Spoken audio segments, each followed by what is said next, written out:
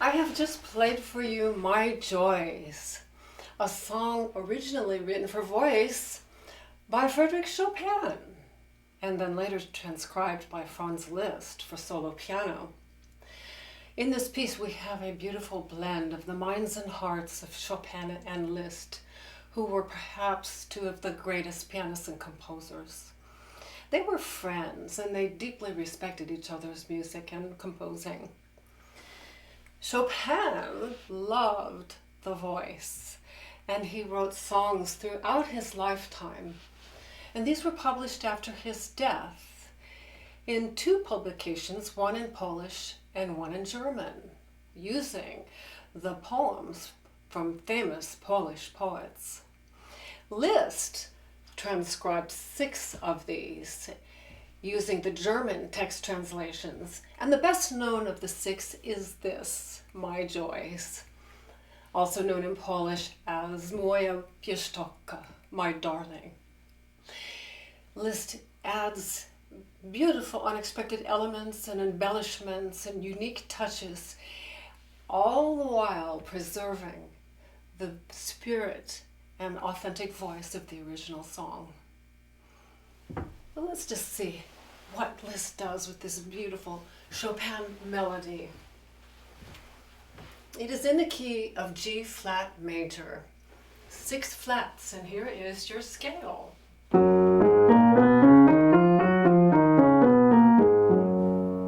This is a great key for pianists because of the black keys, which are played. It fits the hand really nicely. So it's a lovely piece for the hands. And it's in 3/4 time. And the melody is very, very simple. Here it is in the key of G flat major. It starts on the dominant D flat.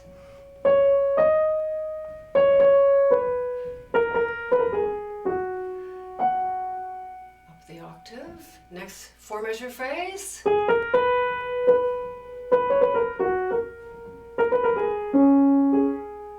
And in Chopin's version, it goes down to the tonic G flat. The left hand in Chopin's version is a simple waltz like this. And I'll play the hands together.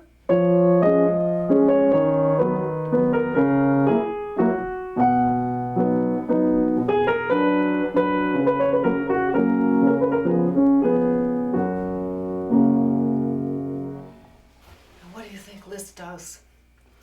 Well, he takes those same harmonies I just played for Chopin's piano accompaniment and spreads them out using all of these beautiful broken tenths. So we hear this.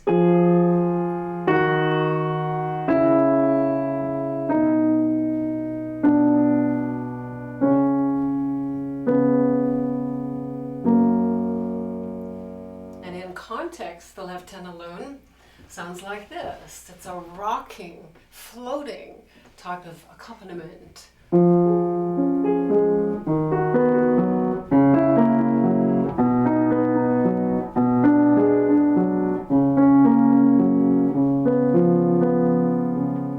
if I put those two parts together, the original melody that Chopin wrote, there's only one little addition. And I'll show you where in measure 3. Here's measure 1. Right here. The little grace note. That's Liszt.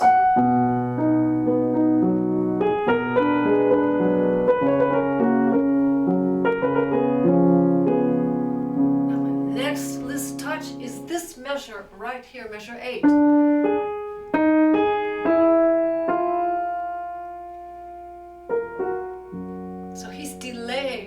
Tonic of G flat major for the cadence there. There's a lovely touch with the retard and a fermato. And then we go on to the next line.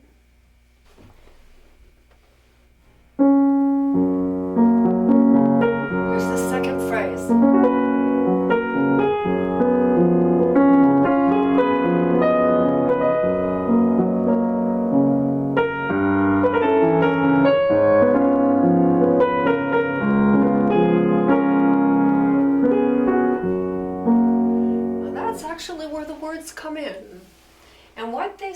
say is, if a dove coos in front of my little room, my darling chats just as cheerfully. And the second verse says, and oh, how that lovely sound intoxicates me. I sit as still as a mouse, listening and listening. Now these are my English translations above the German words that Liszt did include in his translation. So what Liszt was trying to do by including the text here was to reinforce the essence of the poetic meaning of the text I just read to you, because when we hear this piece performed, we don't hear the words. So he's giving an augmented sense of what the character is and the feeling is of the piece, and that will help us with our interpretation. Now I'm going to play, starting at measure 9, and listen for this little dove that coos in front of my little room.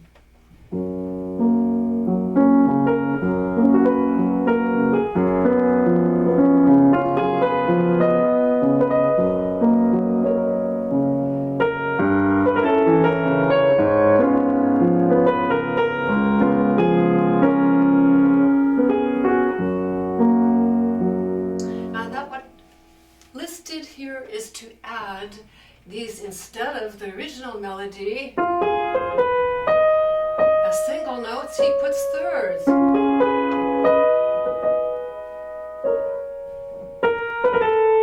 Single notes is what Chopin did, but he adds these.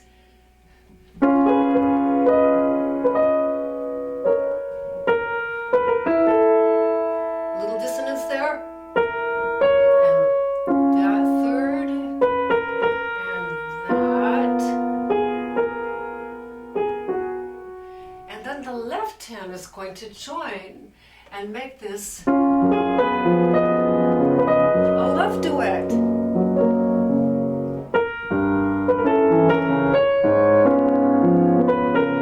Right here. The sixths. Parallel sixths. Now, how that lovely sound intoxicates me with the broken chord.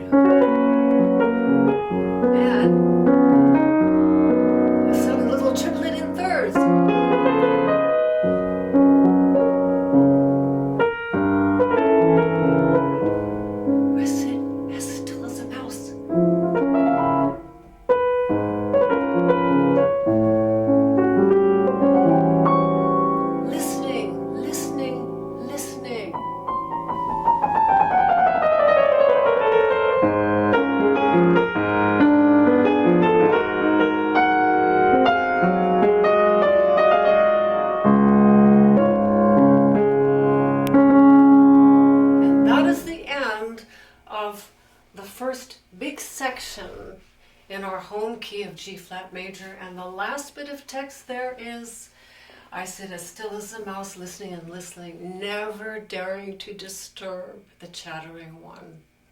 So he's intoxicated by these sounds and listening to them with the ears of somebody that's mesmerized. This passage that led to that last phrase is the first of 4 cadenzas that Liszt inserts in this piece before that final verse of text. And I'm going to show you slowly with this passage.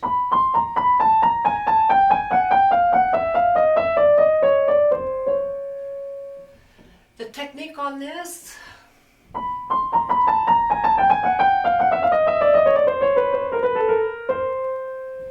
is I go every 6 notes. 1, 2, 3, 4, 5, 6. 1, 2, 3, 4, 5, 6. 1, 2, 3, 4, 5, 6. 1, 2, 3. And then he adds a little 4 groups of 30 seconds.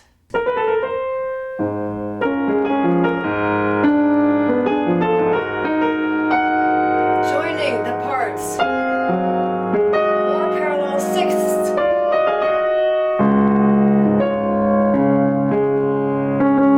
And that's all D flat, which is the dominant of our tonic.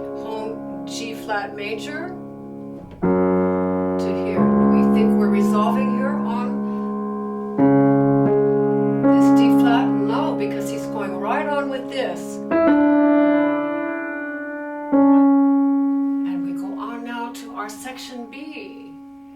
And he goes to the F sharp minor key. From G flat major, he's going to the enharmonic spelling with F sharp on the bottom instead of G flat and lowering it to minor. And now we have a ravishing part of the piece where his beloved is singing and trilling and chirping as a bird.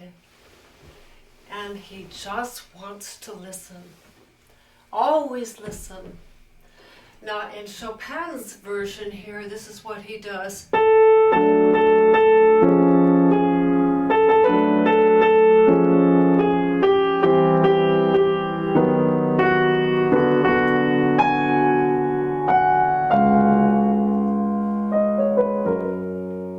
Liszt is going to expand this. He's still going to have this F sharp in the bass and the E sharp. But look what he does with this accompaniment. And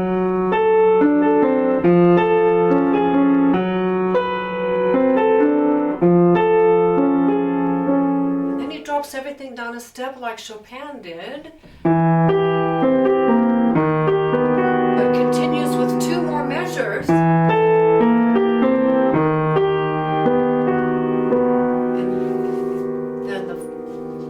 Part of that phrase before we get back to our second big stanza is this. The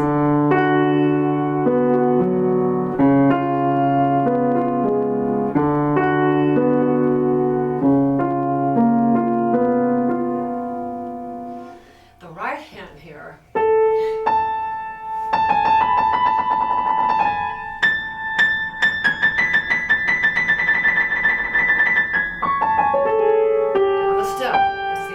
G ascending, an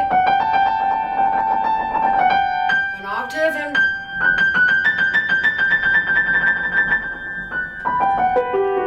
put the hands together here.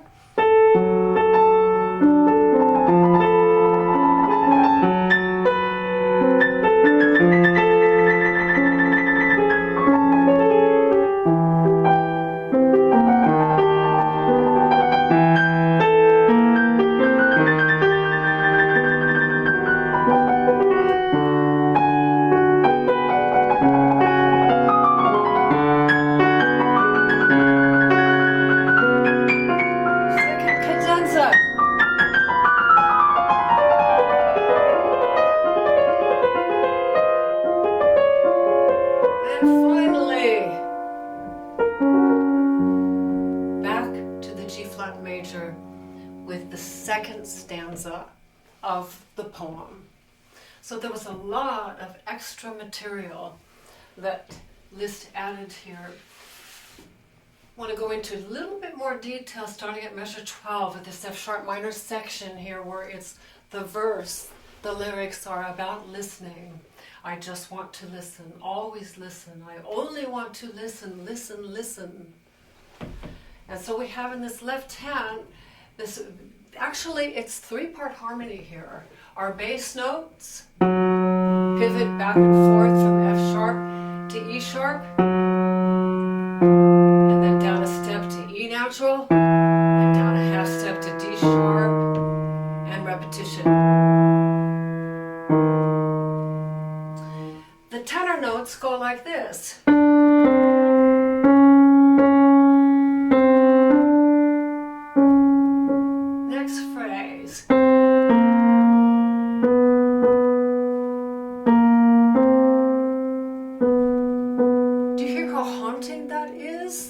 And that's replicating what Chopin had done here.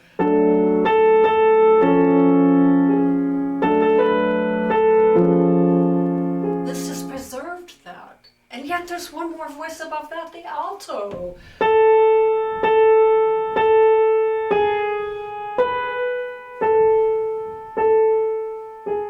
Tells a story, drops it a step.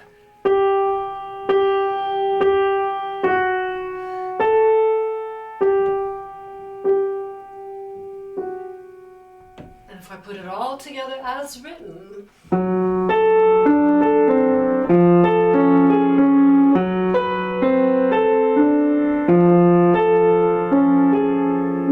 notice I'm bringing out my thumbs a little louder because these are quarter notes. They're held.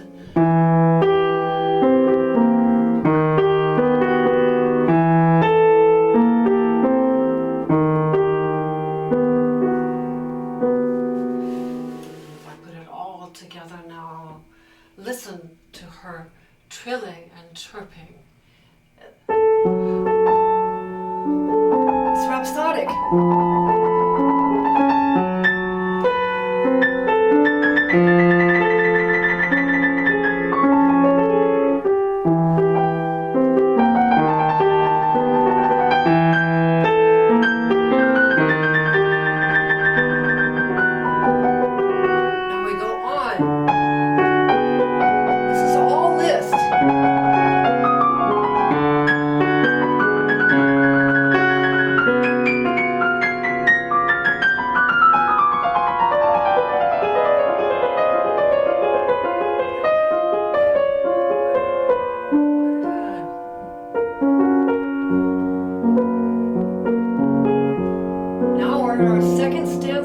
First verse.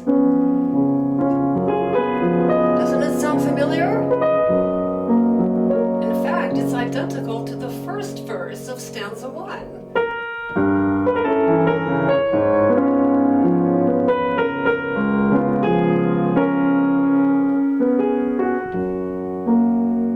Now it goes on in octaves.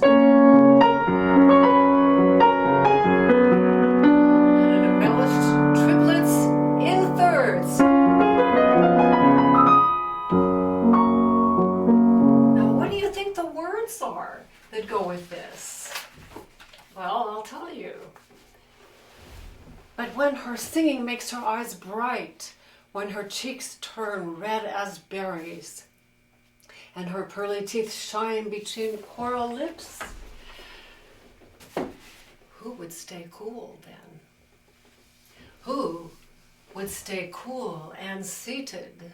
And this is the culminating moment of the piece at the end of the second whole stanza. The lyrics are, "Then I eagerly await her pair of lips, I must kiss her." Now in the Polish poem that was the original, it was by a very good friend of Chopin's, Adam Mickiewicz. And what is so beautiful about the Polish version is the end of the first stanza with all of this listening, listening, listening. Listen, listen, listen, listen. And then the end of the last stanza is kissing, kissing, kissing, kissing. Listening, listening, kissing. It's a very beautiful with the rhythm and the balance of verbs in the Polish version. It doesn't quite translate that way in the German translation. But the point of this is that there's a great emotional intensity building up here. So now I'd like to play again, going straight through, starting with our second stanza. Now I'm going to talk about the touch now. How we float on the keys and produce the tone of sweet singing.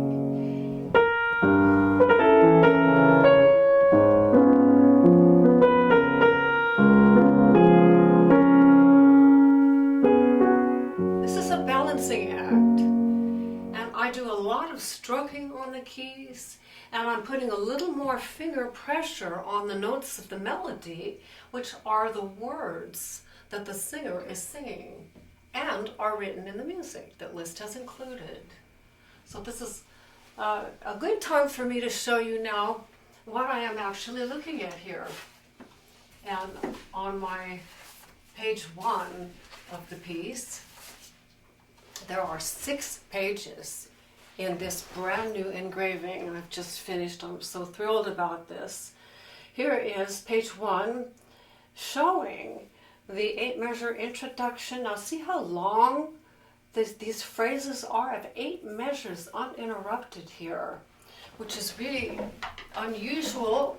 You won't see this in any other edition, because I re-engraved the entire piece using public domain music, using the same notes, the same text, but in a different format on the 11-inch by 17-inch wide paper. This is on the horizontal landscape. And the beauty of this is you get to see, here is your introductory material, here is your opening phrase of the poem. Here are the German words all the way across that Liszt included. And here is my English translation above. Here is your theme embellished, the second 8 measures. All of these extra little touches that Liszt does, the triplets, the 16th note passages here, where we're quiet as a mouse. I'm going on to my second page here of this cadenza material right here, and the end of that, and then an enharmonic change here from the D flat of the bass here up to the C sharp. Different spelling, but the same sound. A very ingenious modulation Liszt has done there. And then in the F sharp minor of our section B. Now, your chart package, which you can get all of these PDFs from my website, sallychristianmusic.com, as digital downloads. Your 6-page main file chart that you'll learn your notes from comes looking like this, in black and white, and lots of open space here. It's a very restful on the eyes. And now you can see with the German words here, I did not put the English translation on your main file. Where I put it was on your color structural analysis. Those of you that have worked with my charts before have told me it's your favorite part of the chart package. It's mine too. Before I make that version, I have to first make it on the satellite view. So here is page 1 and 2 of your main file on the vertical 11-inch by 17 portrait view. There are 3 of these pages. Once I've made this, then I make this 3-page color of the entire piece. I'm just going to hold this up. I have bound these on the back with clear tape. And here is your entire piece. And this is really quite extraordinary. It's the map of the piece. And what I'm going to do is fold this back and bring out the same 3 pages that I printed from my home printer, which you can do at home also on the 8.5 by 11 size paper. Now this is very manageable for me to hold in the lesson and do a quick overview of what's in this piece, all marked out for you here with your 8-measure introductory material, and at the very end, the 8-measure closing material, which is almost identical. So we have the introduction, the intro, and the outro. Then beginning here in the blue box is where I put the opening material with which we identify the melody of this song. And it comes twice in the piece. The first time here I called it stanza 1, and here are your English words. Here's the first verse, the second verse, the little cadenza, which is Liszt's, and then never daring to disturb her, and our key change right here. Then we go to that beautiful modulation to the F sharp minor with the listening, listening, listening, all in the green box here, and singing and trilling and chirping as a bird. Cadenza number 2, which brings us now to the second half of the poem with stanza 2, verse 1, just like this here musically, different words of course. And then the verse 2 here with new material. And then another cadenza, and then here, section C is really a stunning part in the piece, which we're going to get to very soon. When it gets expanded here, and this is all Liszt's embellishment. It's just ravishing writing. And this last cadenza here, and the outro. With this last cadenza, there is one final PDF in your chart package, which I'm very thrilled to have made. It is this practice addendum for the cadenza measure 86. And we're going to go into this in detail because this is the passage that is the most daunting to play and read in the piece. And by working from this, we can break it down and actually have a doable way of learning the notes and securing it and playing it beautifully. So I really look forward to getting to this in the lesson with you. All right, so now I'm going to go back to my page 3 and 4. And what also I like about these, as you can see what I'm doing on the music rack here, I line up pages 1 and 2, 3 and 4, and behind that I have pages 5 and 6. So I only have 2 things to remove here for this last 2/3 of the piece. And this makes it very easy. And it's a good way to practice this. So let's say I want to start here now at our measure 45 with the beginning of the return of the G flat major theme 1 material. Listen to my touch, listen to my sound.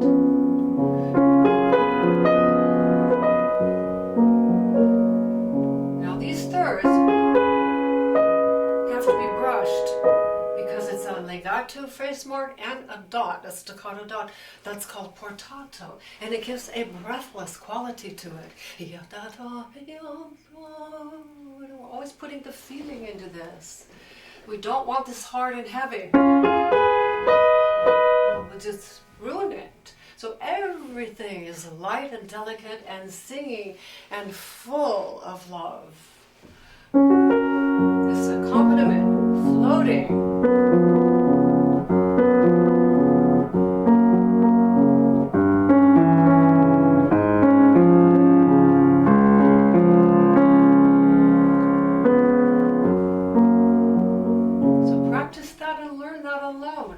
Block chord this as redistribution, these are the full chords.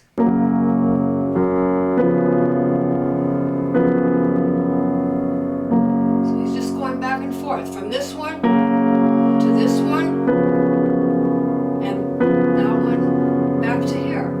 So it's a pair. And then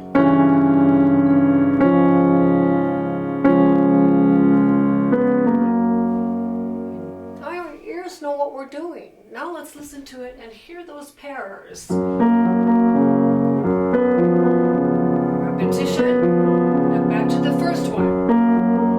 Now the bass drops up, it goes up a half step to G natural, and up to A flat, and down to D flat, the dominant, and the tonic G flat. Right hand here, the second time is going up in octaves. This is measure 52. It's more impassioned.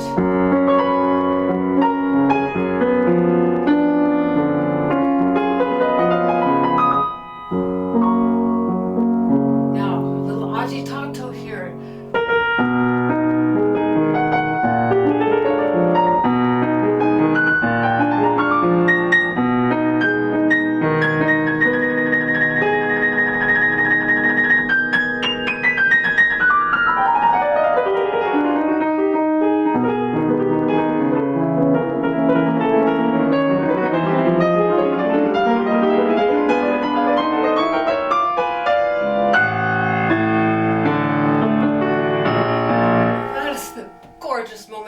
piece here. Leading up to that now, we had at the beginning of our page 4, these B-flat repetitions. And then he has a little pop it into the next B-flat. And a little, and another B-flat. So 3 B-flats going up. In the song, he's going.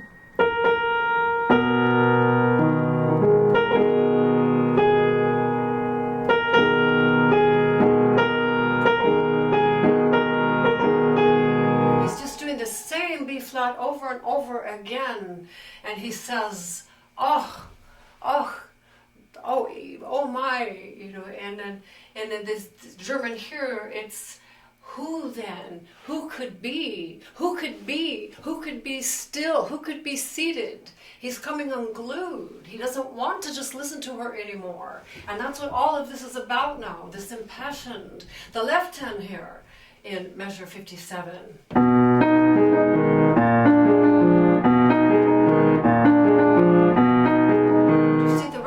Of that material. And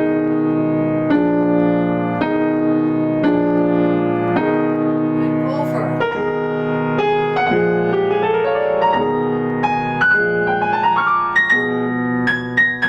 But he's breaking it.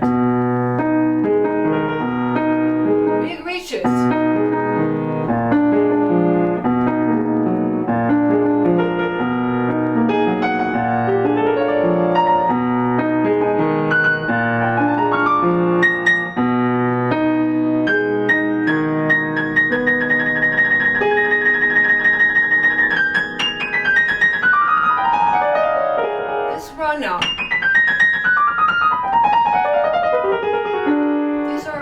Groups. This group and this group. This group, this group. Just 2 groups. And then this is the tricky part, the connector. Pull down on that second one. Here. And then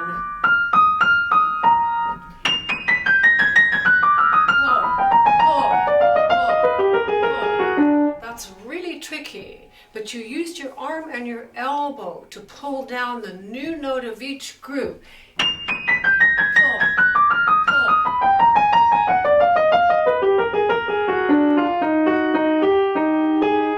That's cadenza number 3, and in context.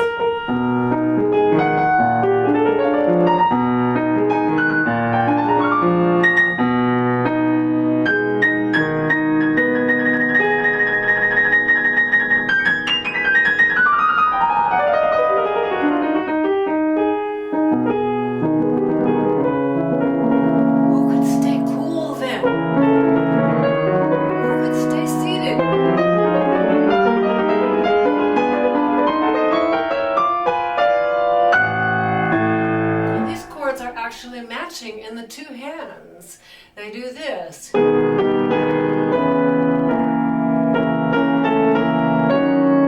identical chords. Now it changes here. And that is typical Liszt, these gorgeous outer voices.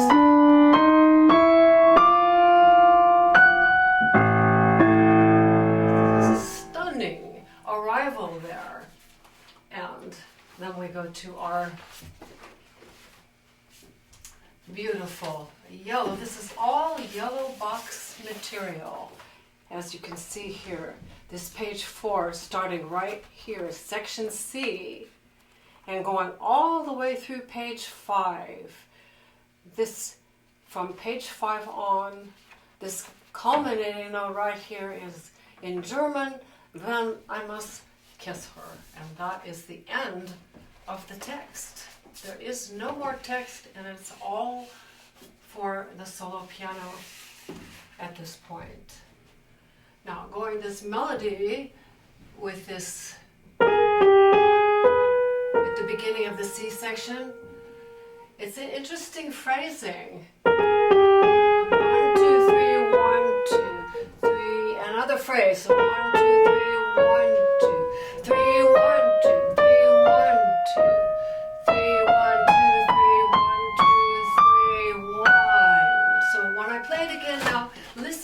that phrasing, because that goes with the lyrics.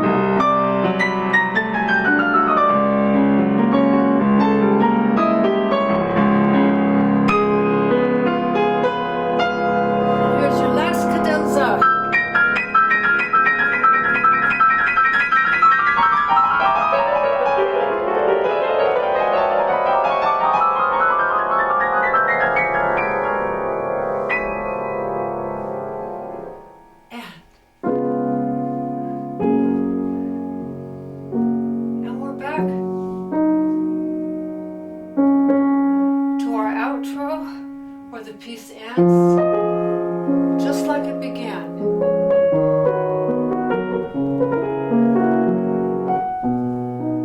So tender.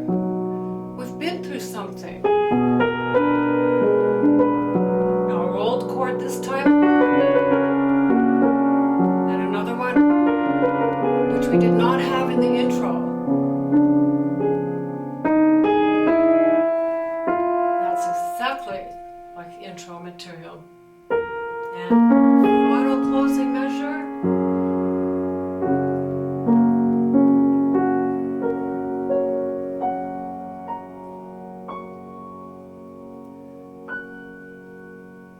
And revel in that blend of colors and tones and emotions. This exquisite experience that Liszt and Chopin created together without knowing that this would be a transcription after that was beloved. Now, I do want to go back and break this page 5 down right here. There's not a lot on this, 8 measures here, and this a little over 7 here. Notice this, there's no bar line here. I left this open because I wanted to start the cadenza completely by itself on page 6 right here. So this is your finish to the piece. So the left hand alone, I thought this was very interesting. I'm always looking for patterns when I learn a piece. If you look at this first line here on page 5 and the second line here, I call these systems. The left-hand notes are identical for here and here, here and here, here and here, and then the fourth measure is the departure. So it's very important to know where the material is the same when you have repetition and where it changes. So let's take a look at this left hand alone here. Now in measure 71, we have a kind of ascending line in the bass. Octaves A, B flat, up to C flat, C natural, and up to D flat. And he stays D flat and D flat. A chromatic ascent. The repetition, measure 79. Same pattern.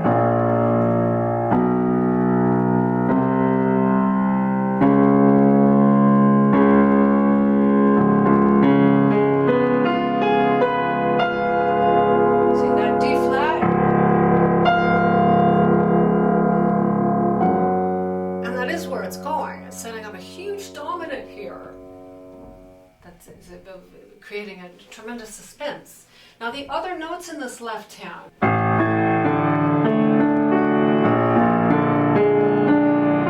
Going slowly now, so we hear these harmonies.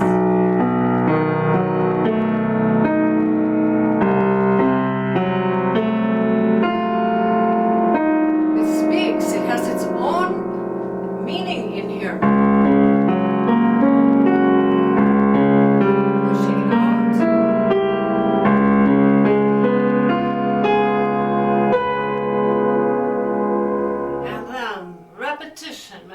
79. You know this is the same for the first three measures.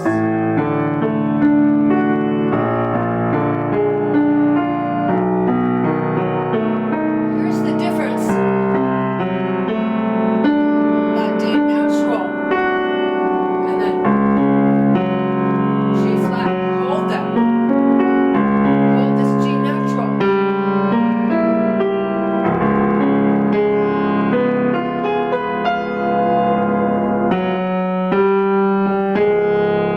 Tremendous tension in here. The right hand now.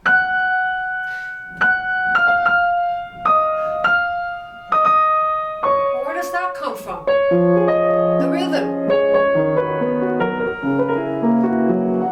Straight from the intro. The only time in the piece where he's using that rhythm again like that is in this molto appassionato section. He's even written in the music with great passion. Con somma passion. This is about as full-blown with emotions. And this is what Liszt does with his writing, more so than Chopin does. Liszt was known for excessive emotions and virtuosity, you know, as big as possible, producing enormous tones and enormous chords all over the keyboard. That's one of his signature things, which we have pure Liszt at this point in the piece. So listen to this rhythm now of the right hand.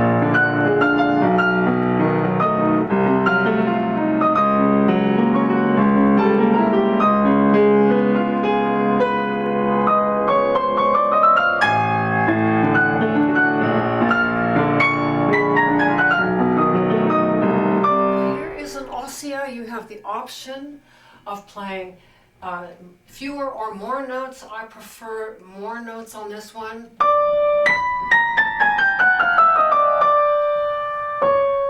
So starting again that phrase.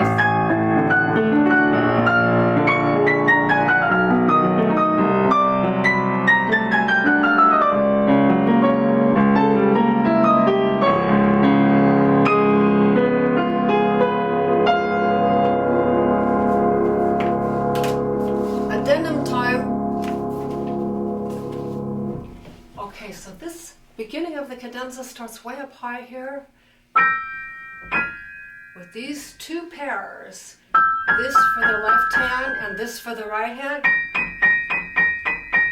and they go back and forth alternating 8 times. 1, 2, 3, 4, 5, 6, 7, 8 begins the descent like that. Now how I break down this descent is in the left hand we have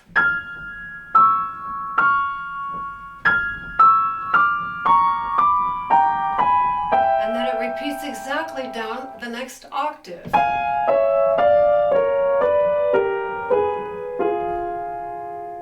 And if you take every other note, these are the notes you have.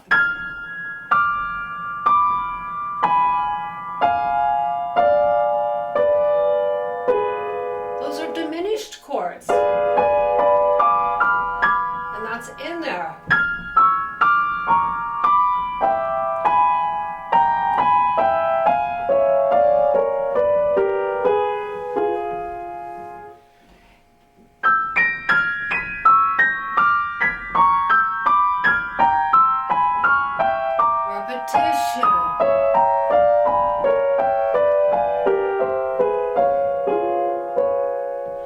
And I recommend pausing after these like this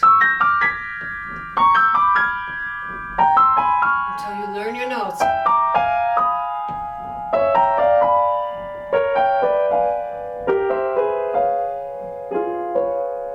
Now comes an amazing bit of writing. And I'll show you here what I just played, this first line of this practice addendum.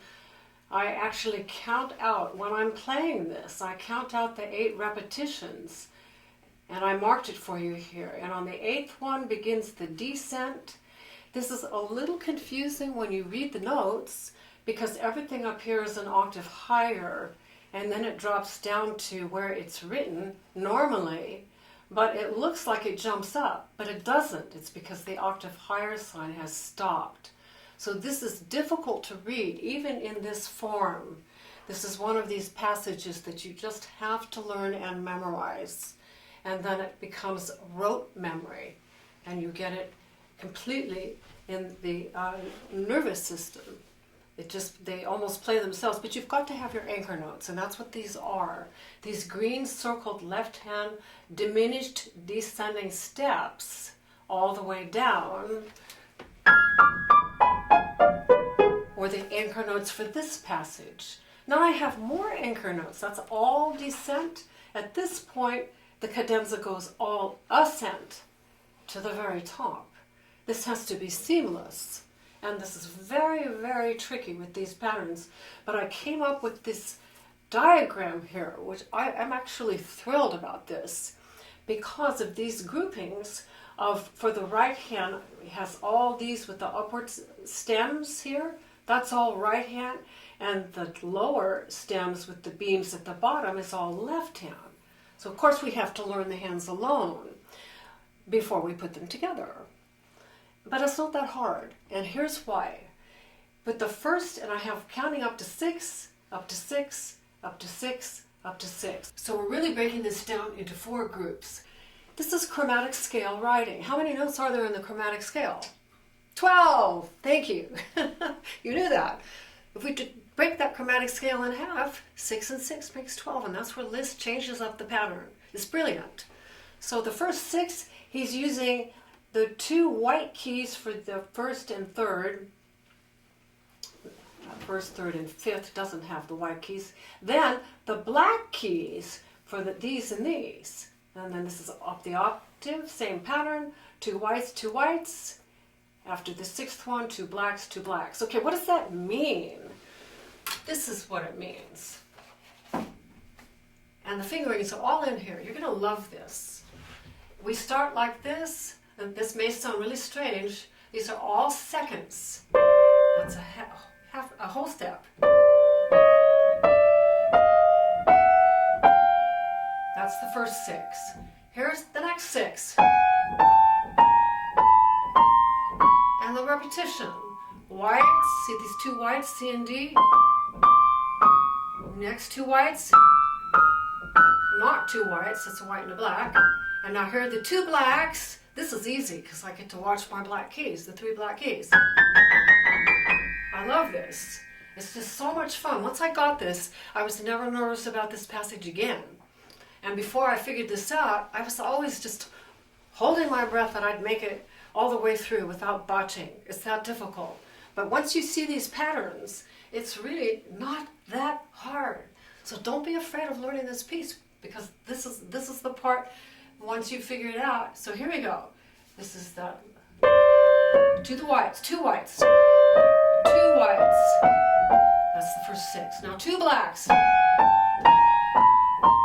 That's the next 6. Repetition of pattern. Exact repeat the same pattern again. 2 whites, 2 whites, 2 blacks, 2 blacks. A little different at the end. And what does the left hand do? That was something that was what I focused on here, and what I've written in here as a suggestion is to eyeball these 2 notes. A natural F sharp. You have a white key and a black key. Then this one is the opposite, a black key and a white key with E flat over C. And then repetition, white over black, and then black over white. Now you may think that's almost like a beginner to have to look at the keys and go, is it a white key or is it a black key? But in a passage like this, that makes all the difference, being able to track it.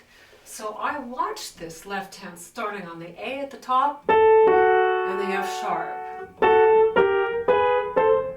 Now I watched the black key E flat and C. And here's the A and F sharp again. And the E flat and the C again. Now on the end, he has 3 of those. So if you break just the 6 now as alternating, these are the steps. Next 6. Next 6. Next 6.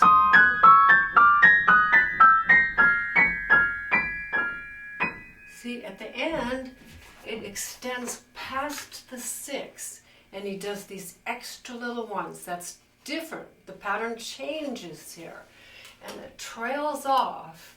You're going to hold your pedal for the whole thing, and I like to go in a diminuendo.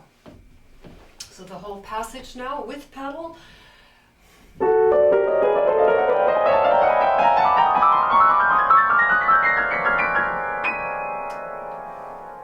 And fermata, close.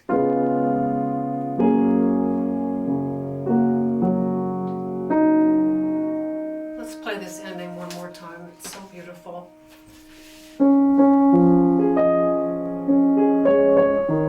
Hear the singer.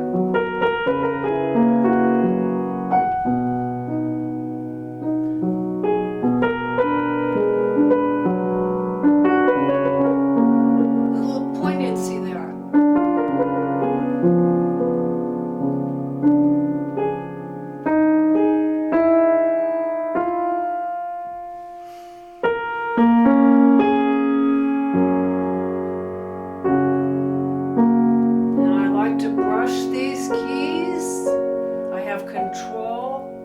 That way.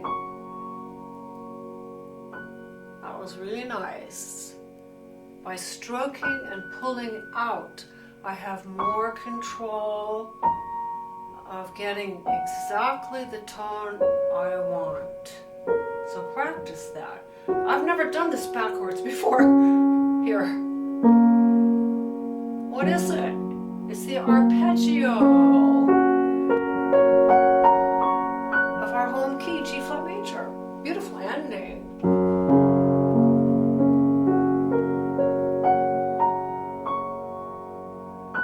Lovely. Only Liszt could think of something like that. It's absolutely beautiful. You know, in my work with this piece, I've been playing this for about 30 years. And I was inspired to play it because my teacher, Philip Lorenz, often played this as an encore. And his teacher, Claudio Rao, who's my grand teacher, played it many times as an encore. And we are lucky enough on YouTube to have several of these historic Rao recordings playing this piece.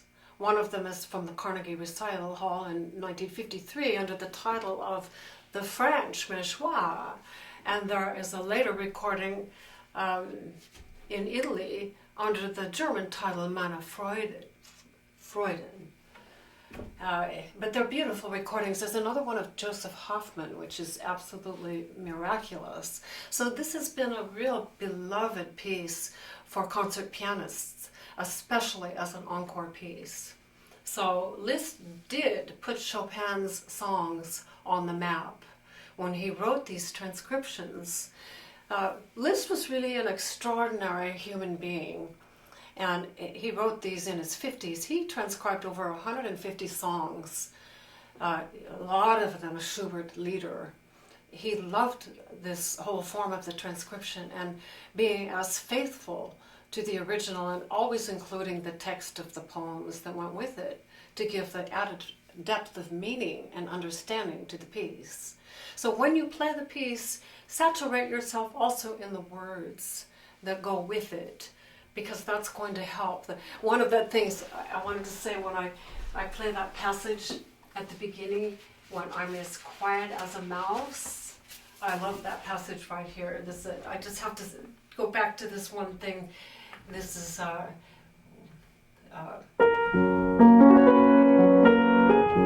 second verse on page 1.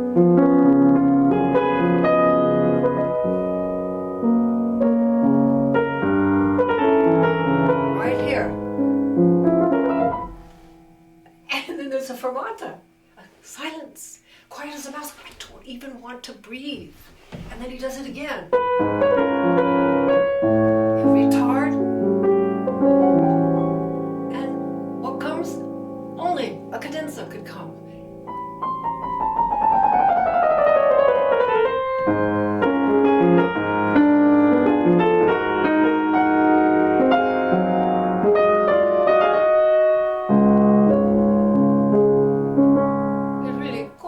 Gorgeous writing.